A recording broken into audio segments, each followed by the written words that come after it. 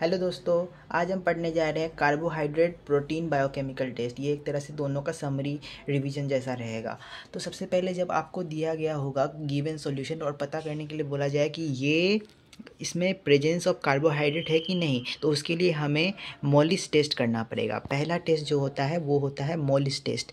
अब इसमें जब ये पॉजिटिव आया, ठीक है, तो इसका मतलब है कि प्रेजेंस ऑफ कार्बोहाइड्रेट्स का ऑब्जर्वेशन कैसा रहेगा कि इसमें फॉर्मेशन ऑफ पर्पल रिंग होगा। यहाँ पे बीच में पर्पल रिंग फॉर्मेशन होता है, तो उससे ये पॉजिटिव हो जाता है और इससे हमें पता चलता है कि यहाँ पे प्रेजेंस ऑफ कार्बोहाइड्रेट है। तो जब हमें ये पता चल गया कि प्रेजेंस ऑफ कार्बोहाइड्रेट है, तो अब हमें पता करना है कि ये कार्बोहाइड्रेट तो है, ठीक है। तो अगर आप इसका क्लासिफिकेशन पढ़ते होंगे तो आप ये भी पढ़ते होंगे ना कि उसमें मोनोसेक्राइड, डाइसेक्राइड, पॉलीसेक्राइड होता है। तो हमको ये डिफ्रेंशिएट करना पड़ेगा कि पॉलीसेक्राइड है कि मोनोसेक्राइड है कि डाइसेक्राइड है। अब इसके लिए बहुत सारे टेस्ट आते हैं, जैसे कि पहला टेस्ट जो आता है आयोडीन टेस्ट। तो आयोडीन टेस्ट से क्या करते हैं कि हम जब ये पॉजिटिव आए तो पॉलीसेक्राइड और मोनोसेक्राइड, डाइसेक्राइड, इस सब में हम डिफ्रेंशिएट कर पाते हैं। तो अगर पॉजिटिव आए तो पॉलीसेक्राइड आ गया, ठीक है। उसका ऑब्जर्वेशन ये रहता है कि लाइक ब्लू कलर आया तो स्टार्च है, रेड ब्राउन आया तो ग्लाइकोजन है।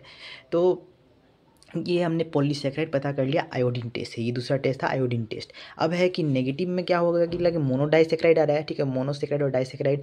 मतलब अब हम इसमें ये कन्फ्यूज है कि लाइक मोनोसेक्राइड है कि डाइसेक्राइड है इसमें, ठीक है।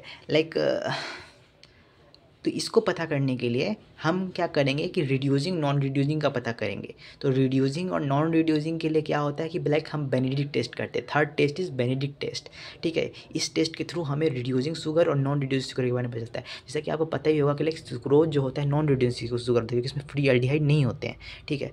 तो जब ये जो टेस्ट होता है बेनेडिक्ट टेस्ट, ये जब पॉजिटिव आ जाए तो यानी रिड्यूसिंग शुगर है उसमें, यानी कि जो आप देखोगे ना उसमें ना जो कलर आएगा ना वो ब्रिक रेड आएगा, ठीक है। तो वो ज़्यादा जिसमें ब्रिक रेड होता है वो ज़्यादा रिड्यूसिंग होता है, ठीक है। और ब्लू वाला इतना नहीं होता है, लेकिन रिड्यूसिंग वो होता है कुछ हद तक।